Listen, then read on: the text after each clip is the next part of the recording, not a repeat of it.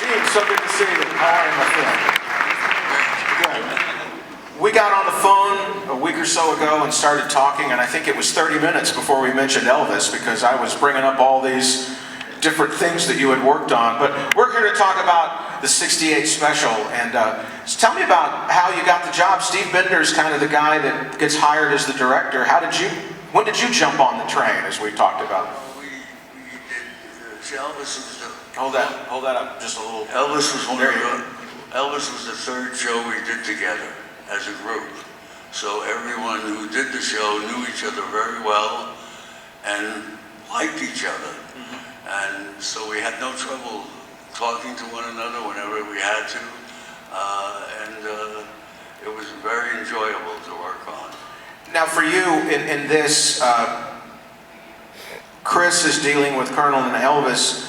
I'm sorry, Steve is dealing with Colonel and Elvis. Chris and Alan are trying to figure out what the story of the show is going to be.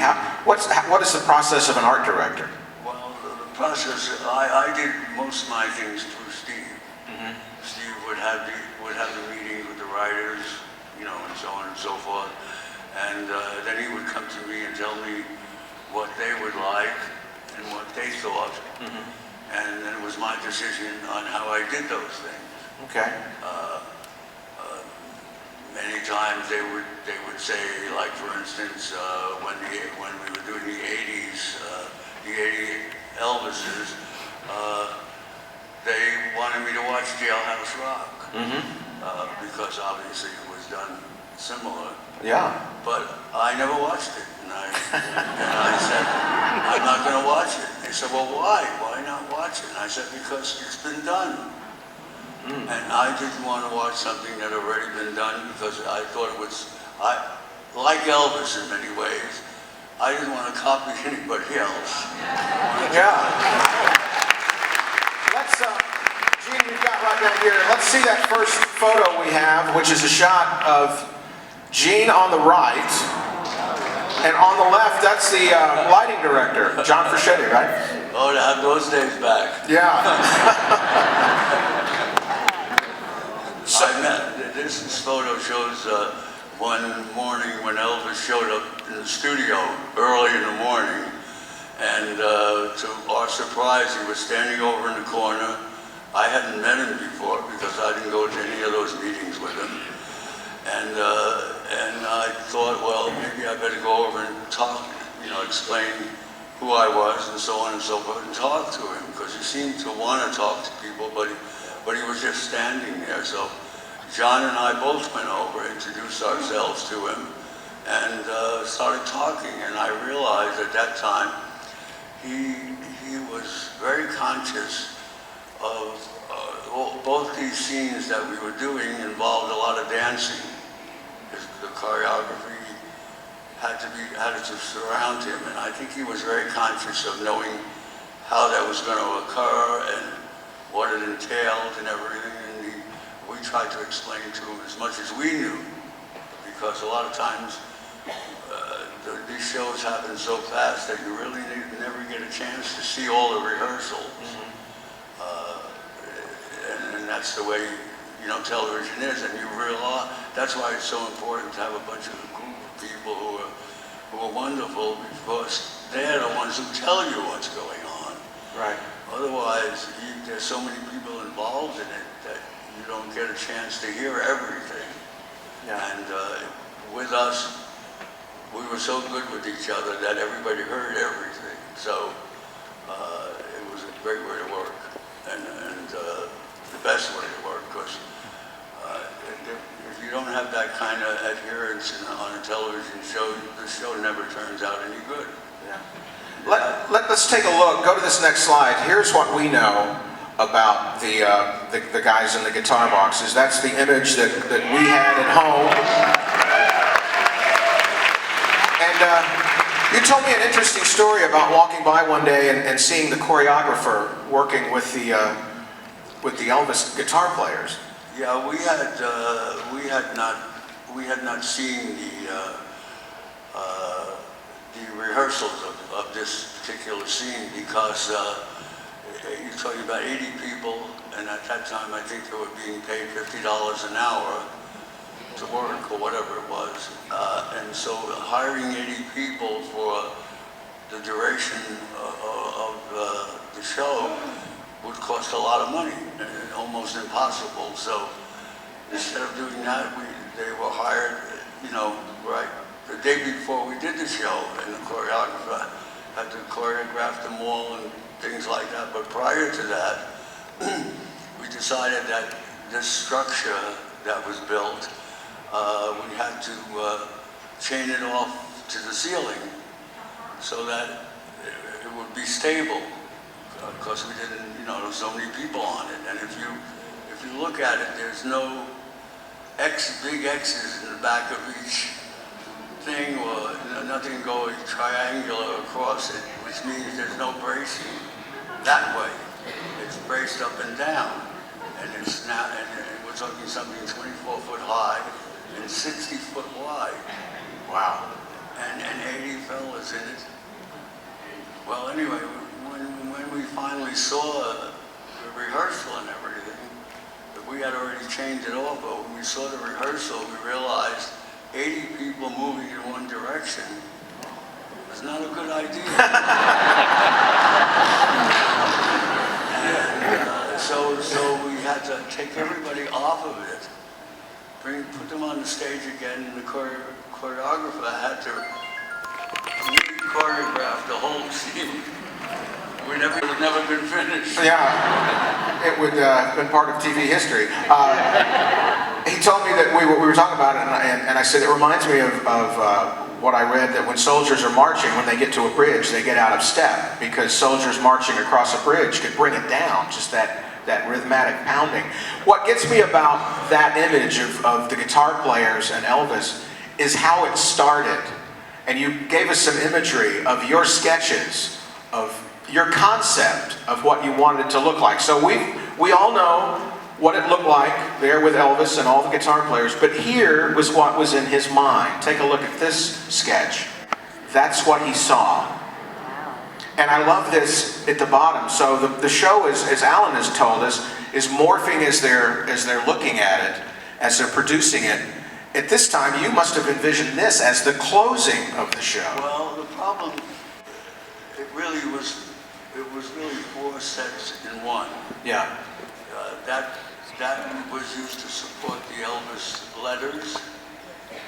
That you just see the red letters. Yeah. Elvis. And that was used, this was used also for the gospel section. It was all broken up into pieces and put together as a gospel. And so it actually, I had to think of 4 different things at once to do this with this. Multi-use, yeah. And that's basically why the structure was the way it was too, because it was designed to work in 4 different places during the show. Everyone thinks probably that there's a lot of money in television, but at that time there was very little, and budgets were, you had to adhere to a budget whether you liked it or not. I decided at the beginning of the show that I didn't want to do any of the show real. All of the scenes that you see were all hand-drawn, and then they were taken and cut out of plywood. All of the scenes were cut out of plywood and all put together as a scene. But there wasn't anything in it except for maybe a garbage can or a box that was real. Everything was created from scratch.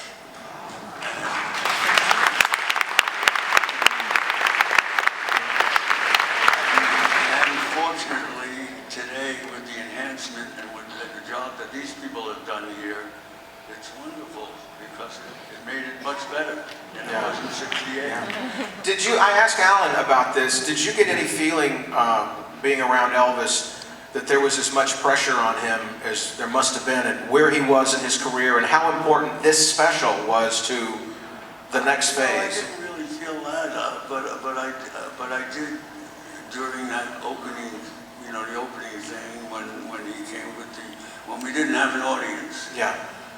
I did feel when he first came in, he was a little leery of what was going to happen.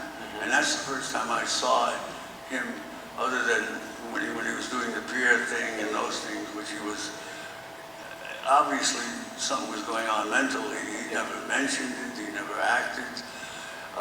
But during that time when he did the thing with his fellas in the round, Yeah.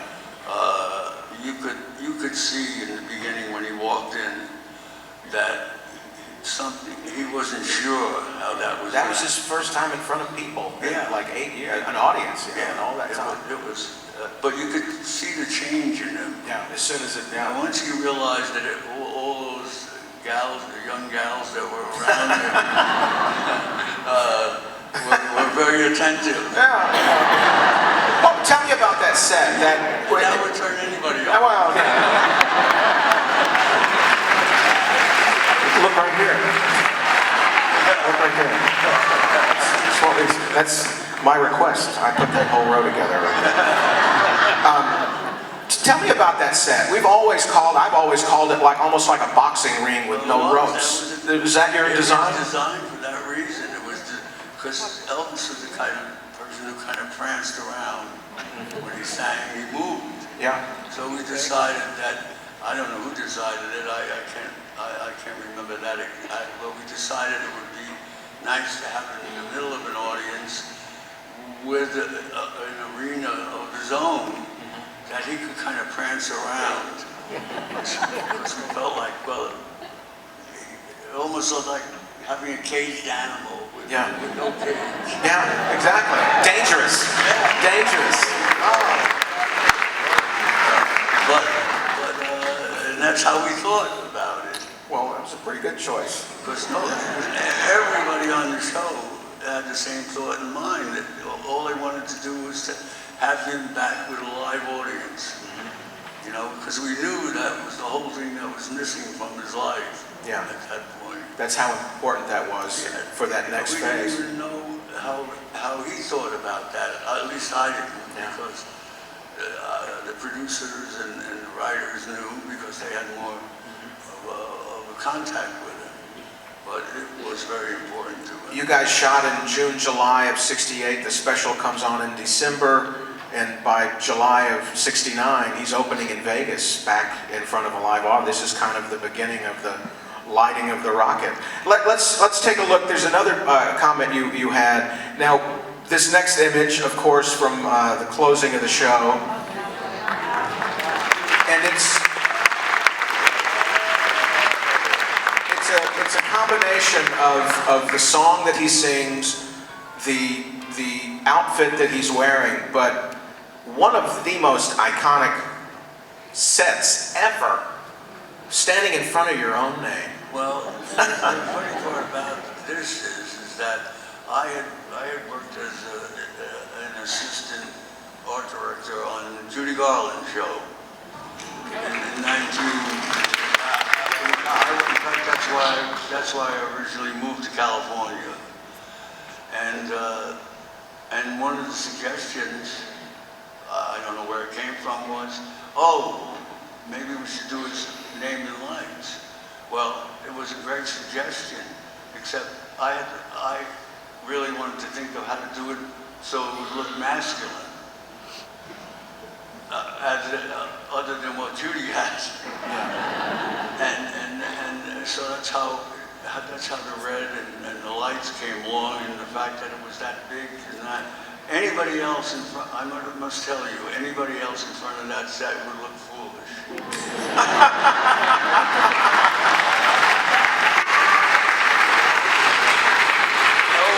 Elvis, anything that I did, Elvis could pull it off. Yeah. So, and I wish I knew that even more at that point, because I probably would have been a little more outlandish.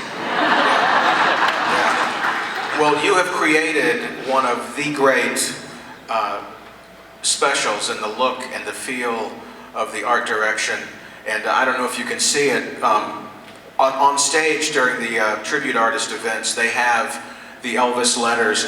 Can you bring House up for just a second? House lights. because I wanted Gene to see what's right over there on that wall to the right. Take a look over here, right over there. Yeah. So It's a little smaller. spoken like a true art director. Gene McAvoy, thank you for your work on the 68. One more thing. To say about you guys are a terrific audience. I've never seen so many happy people in my life.